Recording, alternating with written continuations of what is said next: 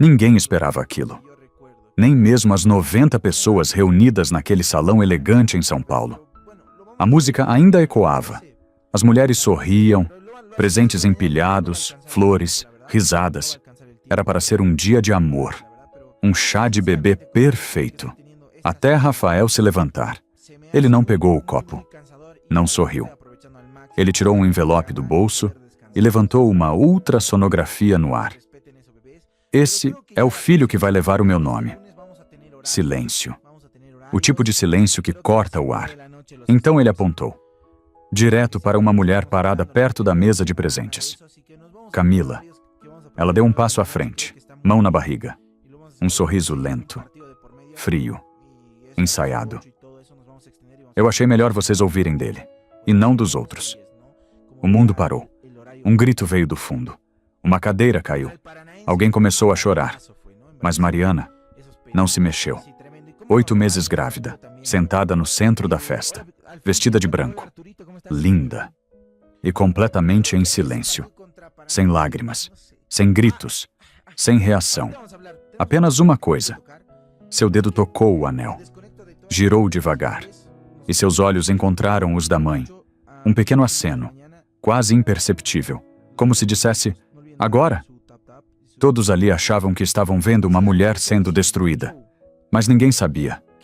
Mariana já tinha esperado por esse momento, por semanas. E o que ela ia fazer a seguir? Não era chorar. Era acabar com tudo. Se você acha que já viu traição, espere até ver o que Mariana fez na frente de todos. Fica comigo até o final, porque essa história não é sobre dor. É sobre justiça. O salão ainda estava em choque. Alguns gritavam, outros cochichavam. O nome de Mariana começava a circular como se fosse uma tragédia ao vivo. Mas ela continuava sentada, respiração estável, mãos apoiadas sobre a barriga, de como se nada tivesse acontecido. E isso assustava mais do que qualquer lágrima, porque todo mundo esperava o mesmo roteiro. Uma mulher traída, humilhada, grávida. Eles esperavam grito, choro, desespero. Mas Mariana não deu isso a ninguém. Ela levantou o olhar lentamente. Primeiro para Rafael. Ele ainda segurava o microfone, mas já não tinha o mesmo controle. O sorriso confiante começava a falhar nas bordas. Depois, Mariana olhou para Camila, a mulher que acabara de invadir sua vida na frente de todos. Vestido justo, mão na barriga, queixo erguido, confiante demais. E foi nesse momento que algo mudou. Não no ambiente, mas dentro de quem estava observando. Porque o olhar de Mariana não tinha dor, tinha cálculo. Ela levou a mão ao anel novamente. Girou uma vez, devagar, como se estivesse marcando o tempo. 1, 2. Então ela falou. Baixo, claro, sem pressa. Terminou?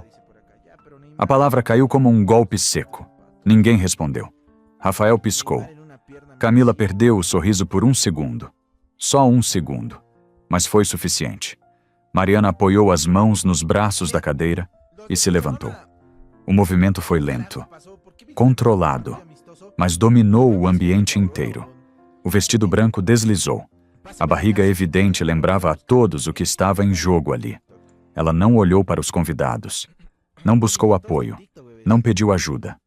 Ela caminhou. 1 passo, depois outro, direto até a mesa central. O bolo ainda estava intacto. O nome da bebê escrito com cuidado, como se aquele momento ainda pudesse ser salvo. Mas não podia. Mariana parou ao lado da mesa e por um instante ficou em silêncio. Os olhos dela passaram por cada rosto. Pessoas que sorriram para ela minutos antes. Pessoas que agora desviavam o olhar. Ela sentiu tudo. A vergonha, a exposição, a traição. Mas não deixou nada escapar. Porque aquilo não era o fim para ela. Era o começo. Ela virou o rosto finalmente para Rafael. Você terminou? Repetiu. Agora mais firme. Ele abriu a boca, mas não saiu som. O homem que minutos antes se sentia no controle, agora parecia perdido. E Mariana viu isso. Viu a primeira rachadura. E dentro dela, uma certeza cresceu. Não era ela que estava sendo destruída ali. Era ele. Ela desceu a mão lentamente pela lateral do vestido, como se procurasse algo. Parou, bem abaixo da mesa. Seus dedos tocaram a borda e deslizaram discretamente por baixo. Ninguém percebeu. Ninguém, exceto sua mãe, parada ao fundo, que fez um leve aceno, quase invisível. O coração de Mariana bateu mais forte, não de medo, de precisão, porque cada segundo dali em diante já tinha sido pensado. E enquanto todos ainda tentavam entender o escândalo, ela já estava 3 passos à frente. O verdadeiro choque ainda nem tinha começado. Enquanto o silêncio ainda pesava naquele salão em São Paulo, Mariana não via mais aquelas pessoas. Ela estava em outro lugar, de volta ao começo, porque a dor que apertava o peito naquele momento não vinha só da traição, vinha de tudo que aquilo destruía. Eles se conheceram de forma simples, nada de luxo, nada de espetáculo. Um evento comunitário, calor, música, gente simples ajudando gente simples. Rafael sorria para todo mundo, mas quando falou com ela, parecia diferente. Você cuida de tudo antes de cuidar de você, né? Ele disse. Mariana riu. Achou estranho, mas gostou. Ele prestava atenção, e foi isso que a conquistou. Nos primeiros meses, Rafael era tudo que ela nunca teve. Presente, carinhoso, atento. Ele lembrava de detalhes pequenos. Levava flores numa terça-feira qualquer. Segurava a mão dela na igreja como se fosse algo sagrado. E o anel, aquele anel que agora girava no dedo dela. Ele segurou a mão dela uma vez, olhando a luz bater na pedra, e disse: esse anel encontrou a mulher certa. Ela acreditou, porque naquele tempo não havia motivo para duvidar. O casamento veio rápido, simples, íntimo, verdadeiro. Eles não tinham muito dinheiro, mas tinham paz. Jantares em casa, risadas no sofá, domingos tranquilos, e isso bastava. Mas então, veio o crescimento. A empresa de Rafael começou a dar certo.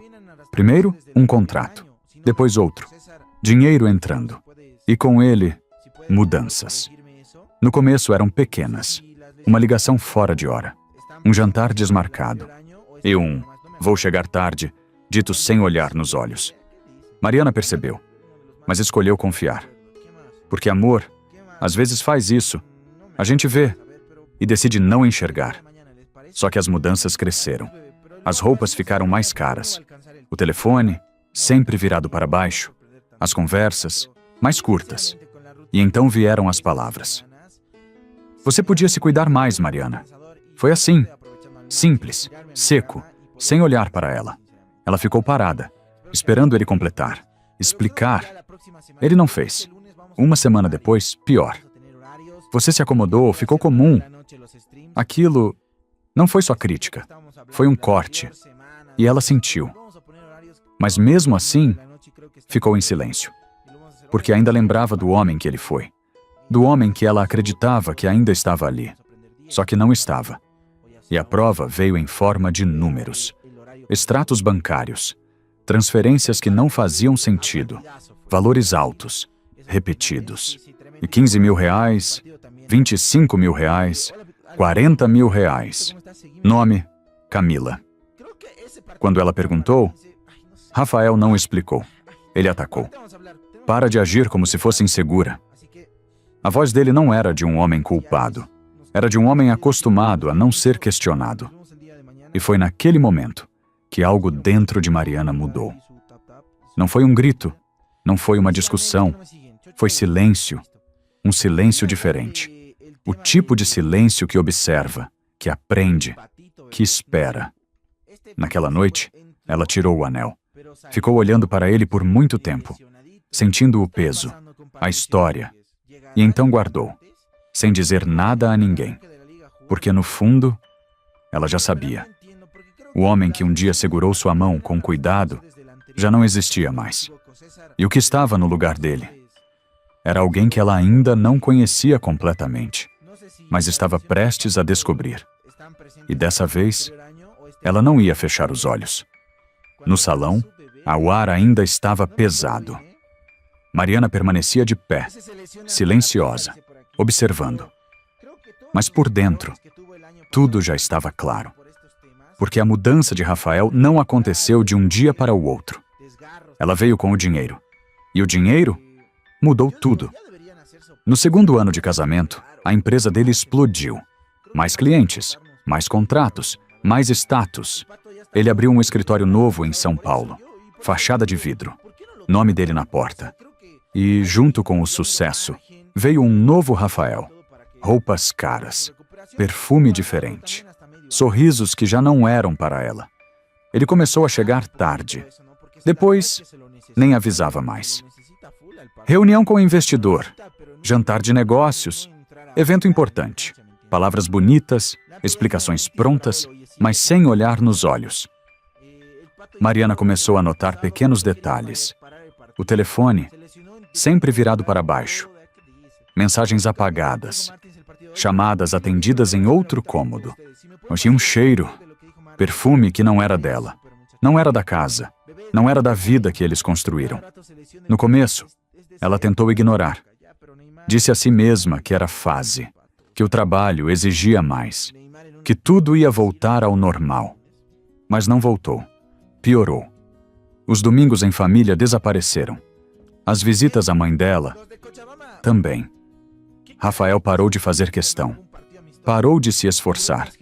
Como se aquela vida já não fosse suficiente. E então vieram os números.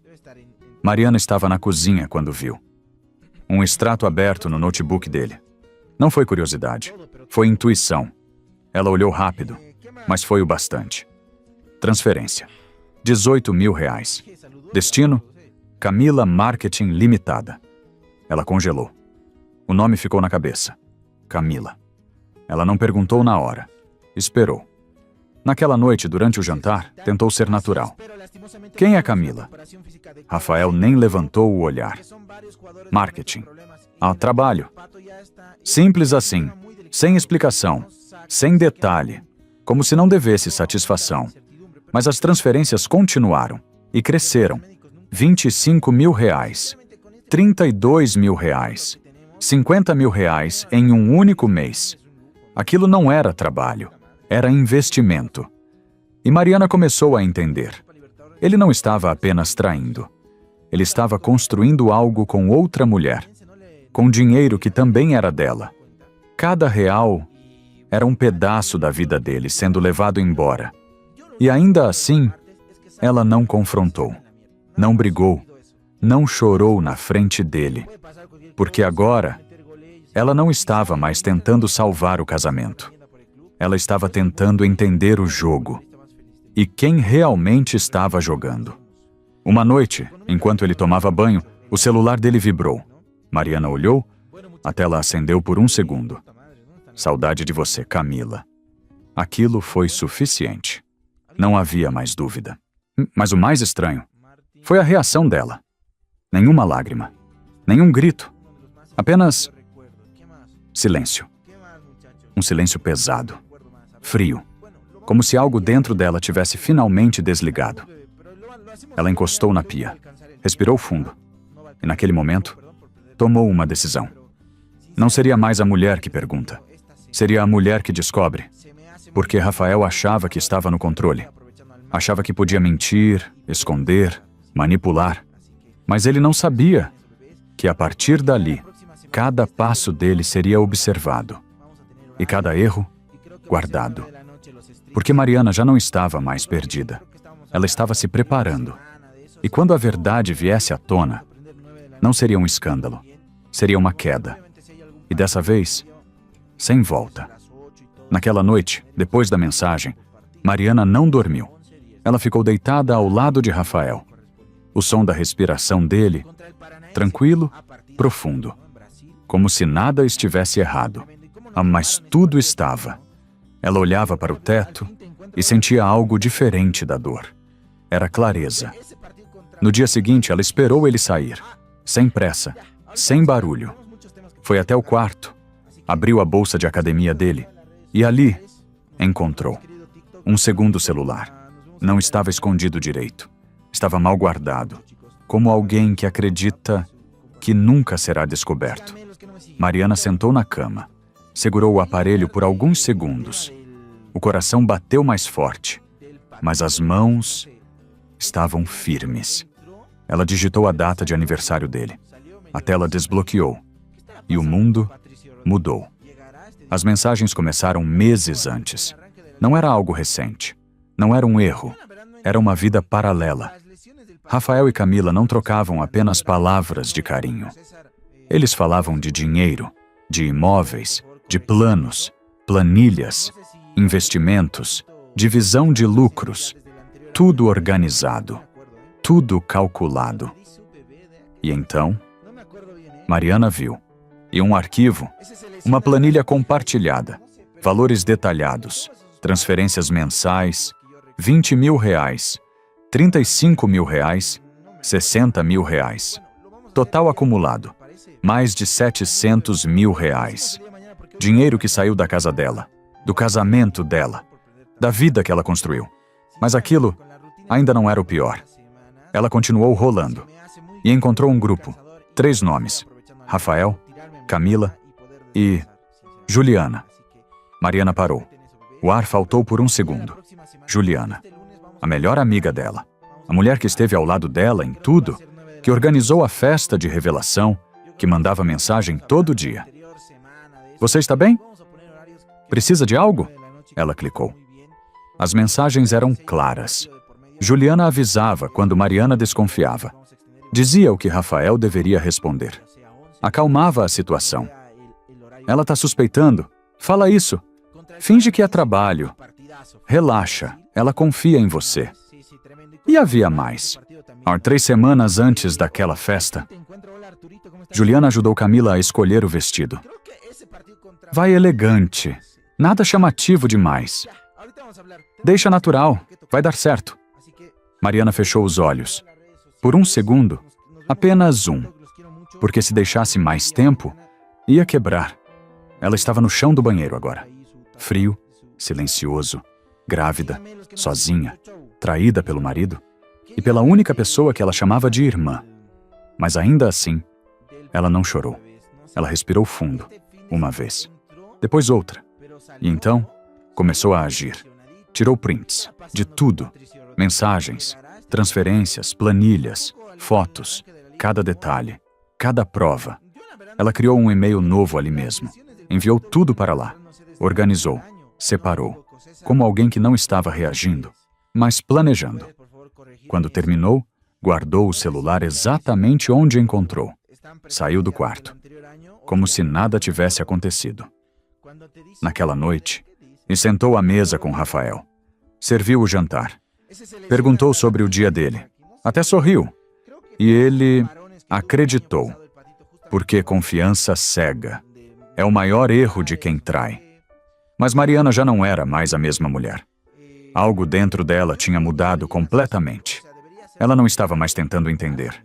Ela já sabia tudo. Agora, ela só precisava escolher o momento. E pela primeira vez, Mariana não estava com medo. Ela estava no controle.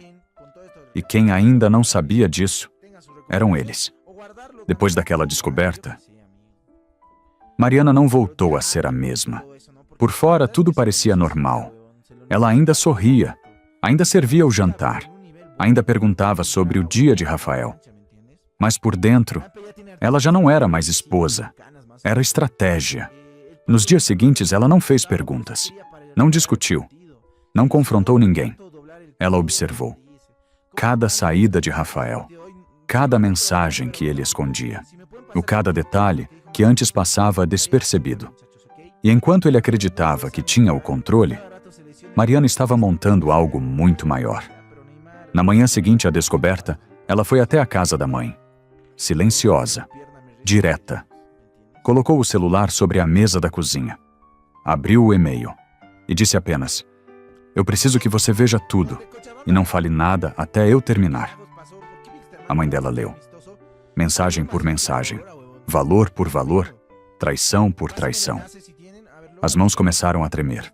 Os olhos ficaram duros. Mas ela não interrompeu. Quando terminou, o silêncio na cozinha era pesado. Um silêncio de dor e de raiva. Eu não vou desabar, Mariana disse. A voz calma, firme. Eu vou esperar. E quando chegar a hora, eles vão cair sozinhos. A mãe respirou fundo e respondeu apenas: então me diz o que você precisa. Naquela mesma semana, Mariana procurou uma advogada em São Paulo. Uma mulher experiente, conhecida por lidar com casos que ninguém queria expor. Mariana entregou tudo: mensagens, registros bancários, documentos da empresa. A advogada analisou em silêncio. Depois recostou na cadeira e falou algo que mudou tudo. Isso não é só traição. Isso é fraude dentro do casamento. Mariana não reagiu. Mas por dentro, ela entendeu. Aquilo não era apenas sobre dor emocional. Era sobre dinheiro, lei, consequência. Ela pediu 3 coisas: divórcio imediato, um relatório financeiro completo rastreando cada centavo e uma notificação legal para anular a empresa criada com a amante. Em menos de 2 semanas, tudo estava pronto. Enquanto isso, Mariana fazia o papel perfeito. Ela cozinhava, ria, comentava sobre coisas simples. Até elogiou uma camisa nova que Rafael comprou. Ele relaxou. Parou de esconder tanto. Começou a usar o celular na frente dela. Chegou até a mandar mensagem para Camila durante o jantar. Confiança virou descuido. E descuido virou erro. Era exatamente isso que Mariana queria. Então veio o último passo. Ela ligou para Juliana. A voz doce, natural. Amiga, você pode me ajudar com a organização da festa? Juliana respondeu na hora, animada. Claro, você sabe que eu sempre estou com você. Mariana sorriu, mas não era um sorriso de amizade. Quero você na mesa perto do bolo, disse. Juliana aceitou sem pensar. Ela não fazia ideia de onde estava se colocando. Nos dias seguintes, Mariana ajustou cada detalhe da festa. Mas não era só decoração, era posicionamento. Ela garantiu que certas pessoas estivessem presentes. O maior investidor de Rafael, a mãe dele, um líder respeitado da igreja. Todos sentados com visão direta do centro da sala. Nada foi por acaso. 3 dias antes da festa, Mariana abriu sua caixa de joias, pegou o anel, olhou para ele por alguns segundos e colocou de volta no dedo. Naquela noite, Rafael percebeu.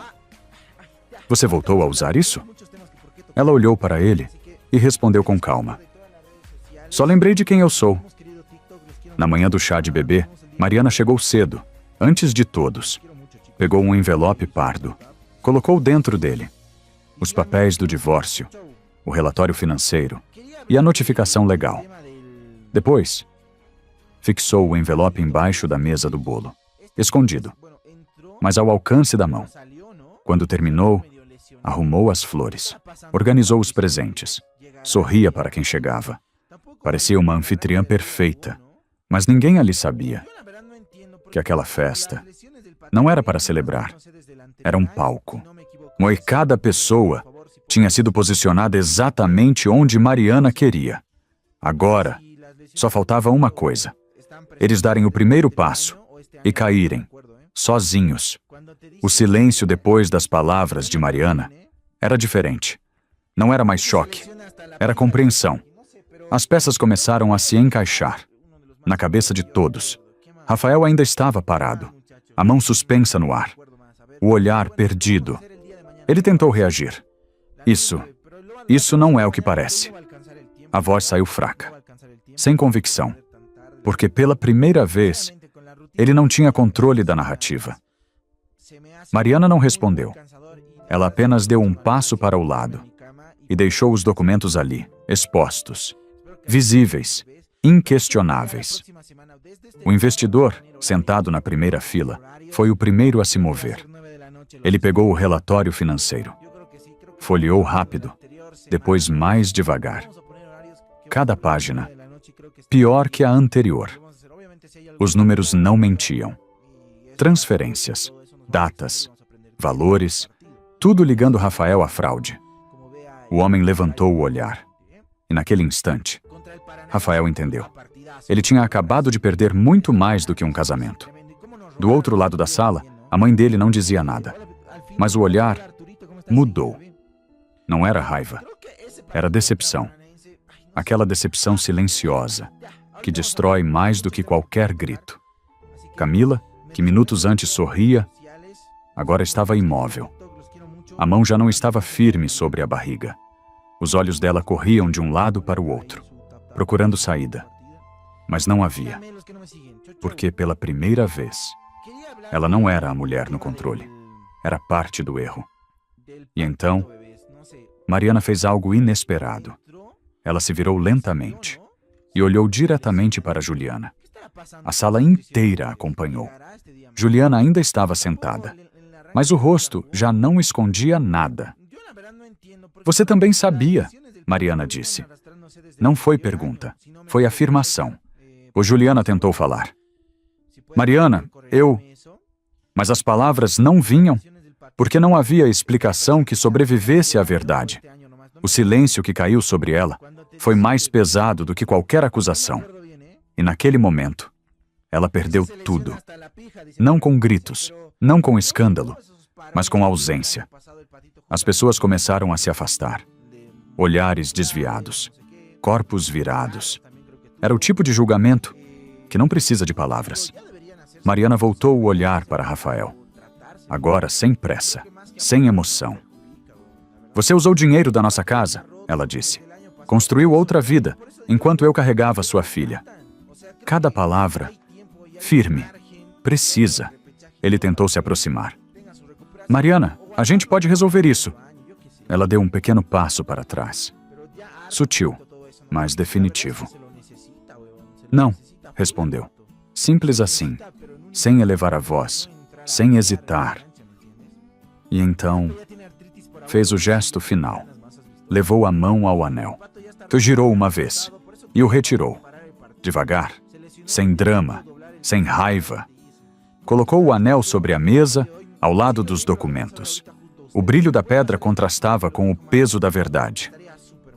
Eu lembrei quem eu sou, disse ela. Rafael não disse mais nada. Não conseguiu, porque naquele momento, ele não era mais o homem confiante de antes. Era alguém exposto. E o mais duro ainda estava por vir. Porque aquela não era apenas uma humilhação pública. Era o início das consequências. O investidor se levantou, guardou o relatório, sem olhar para Rafael, sem despedida. A mensagem era clara. Acabou. Algumas pessoas começaram a sair. Outras apenas observavam, em silêncio. Mas ninguém ficou do lado dele. Nem a mãe, nem a amante, nem a amiga traidora. E pela primeira vez, Rafael ficou sozinho, no meio de 90 pessoas. Mariana respirou fundo. A mão voltou para a barriga. E protegendo, sentindo. Ali, ainda havia algo puro. Algo que não tinha sido destruído. Ela não disse mais nada. Não precisava. Porque tudo já tinha sido dito. E enquanto o mundo de Rafael desmoronava, Mariana finalmente estava em pé. Inteira, no controle, e pronta para ir embora, sem olhar para trás. Depois daquela noite, o silêncio fez o trabalho que nenhum grito faria. Em poucos dias, tudo começou a cair. O investidor principal retirou cada centavo. Sem reunião, sem negociação. Apenas um e-mail curto.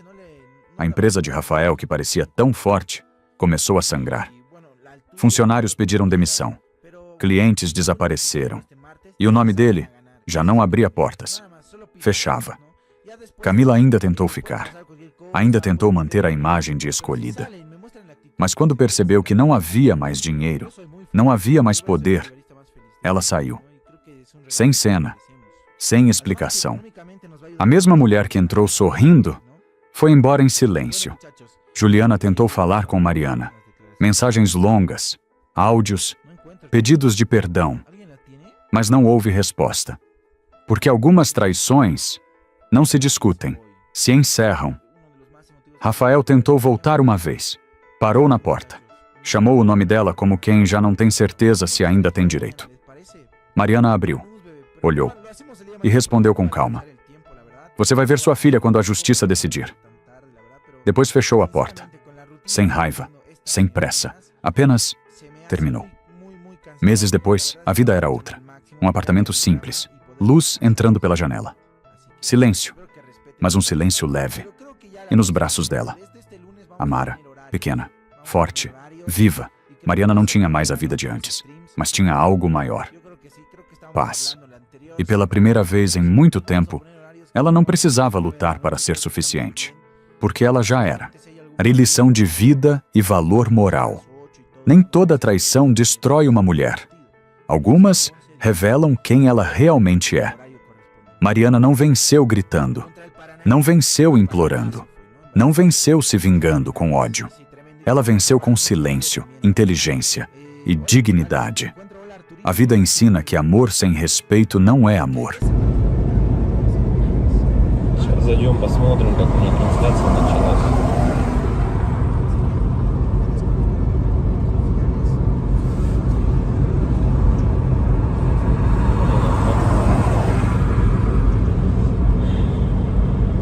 Если вот рассматривать, я говорю, задумываясь о том, что прожитые типа 30 лет, так смотришь на многих людей, которые сейчас, соответственно, живут, которым в районе 30, которые уже потеряли вообще вкус к жизни, да, радость какую-то от жизни. Таких, причем, кстати, становится все больше и больше.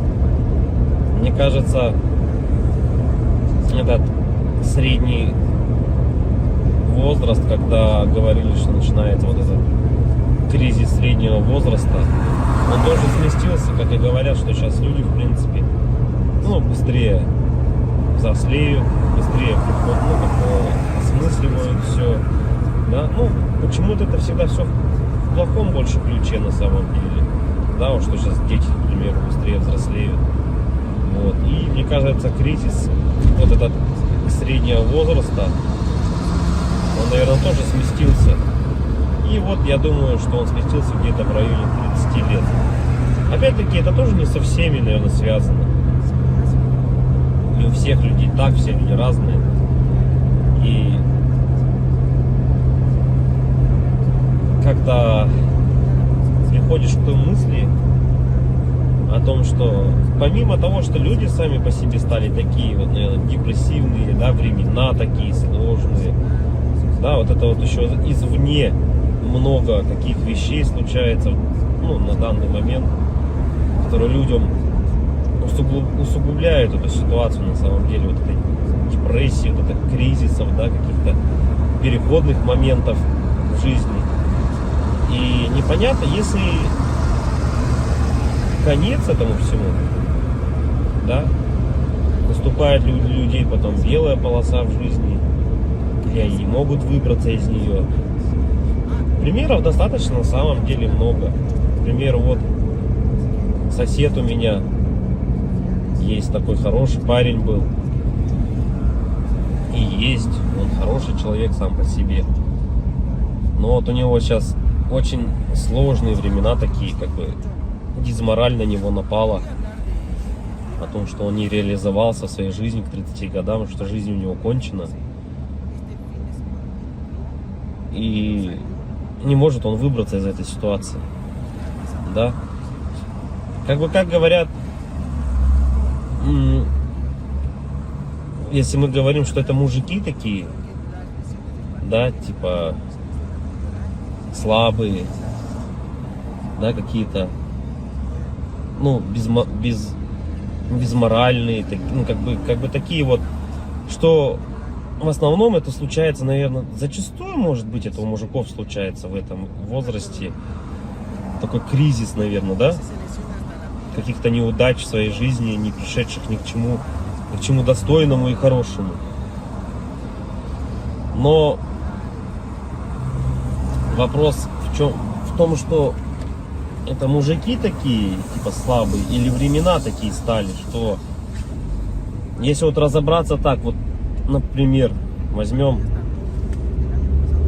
даже с древних времен, когда человеку нужно было добывать пищу самому, да, там убивать мамонтов, мужику стоило там сходить на охоту. Да, на охоту он сходил, кого-то там добыл добычу, принес домой, да, что-то где-то там поделал дома, и все как бы. Ну и это возможно как работа тоже на ежедневной основе, да, была. И как бы мужик в то время считался, но еще воином были, они воинами были, не воевали, да. В любом случае это все такая в основном физическая была работа, типа стратегии именно добычи пищи какой-то себе. Ну, тут вот требовалось, возможно, какое-то знание, да, тут я не спорю.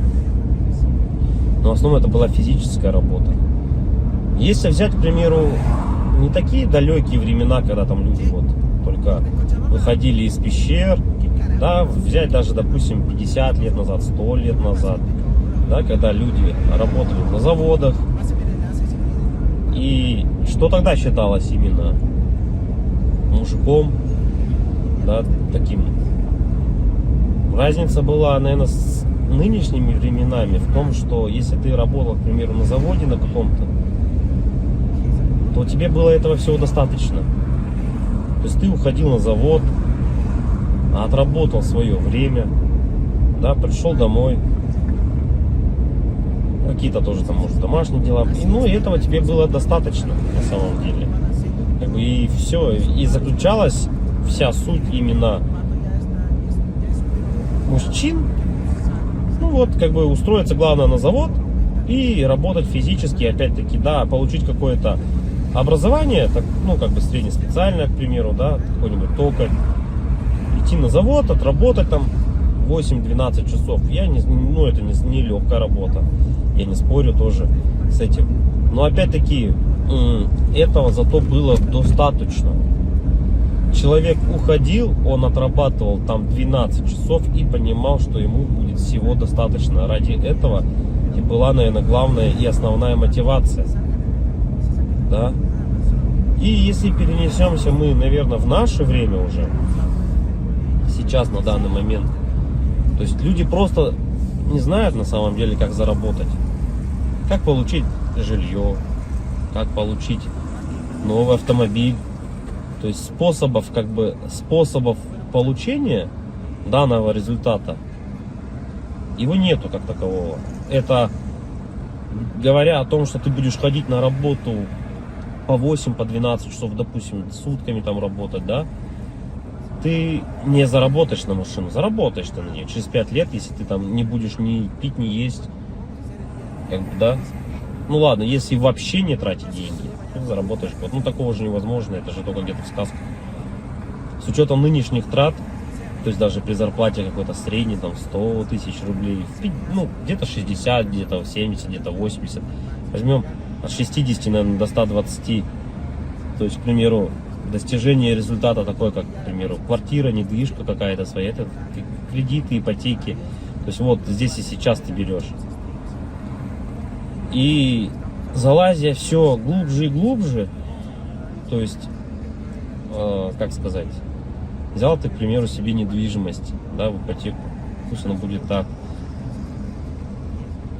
Помимо тех трат, к примеру, помимо этой ипотеки, там, ремонт и так далее, тебе за эти 20 лет нужно и телефоны менять, и одежду менять, и так далее, там, кушать надо.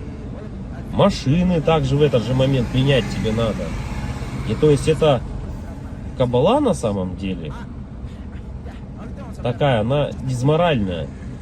И к чему это все? Что же значит мужик в наше время, который ходит на завод, работает 12 часов, а денег у него все равно нету. Как бы добычу он принести уже не может, да? Ну типа он может сходить в лес, но от этого толку особо не будет. И, наверное, сам интернет во-первых, расфорсил вот это вот все, то, что люди должны зарабатывать какие-то миллионы.